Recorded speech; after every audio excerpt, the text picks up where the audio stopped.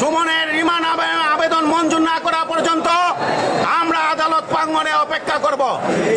কামরুল হাসান 2 দিনের রিমান্ড মঞ্জুর করেছেন।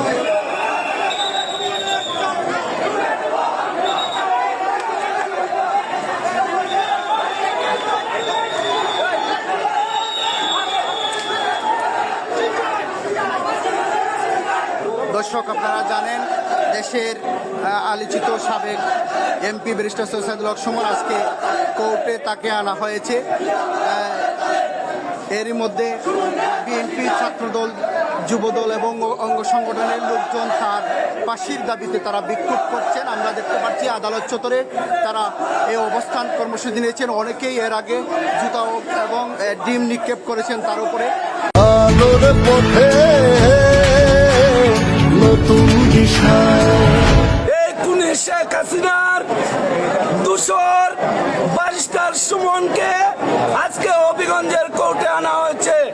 আজকে এই দালাল সুমনকে এই কোর্ট থেকে যেন রিমান্ডের আবেদন কোর্ট কর্তৃপক্ষ যেন মঞ্জুর করেন।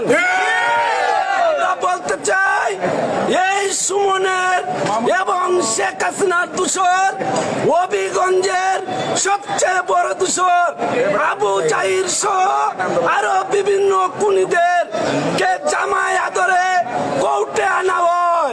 আমরা আশা করি এই বিজ্ঞ কোর্ট সুমনের রিমান্ড আবেদন মঞ্জুর করবেন এবং সুমনের রিমান্ড আবেদন মঞ্জুর না করা পর্যন্ত আমরা আদালত প্রাঙ্গণে অপেক্ষা করব। আমরা এই সুমন সহ আবু জাহির সহ সকল হত্যাকারীদের বিচার চাই এবং তাদের ফাঁসির দাবি জানাই। সোনাগার থানার 179 মামলায় সুমনকে 2 দিনের রিমান্ড প্রার্থনা রাষ্ট্রপক্ষ করে রাষ্ট্রপক্ষে আমরা ছিলাম।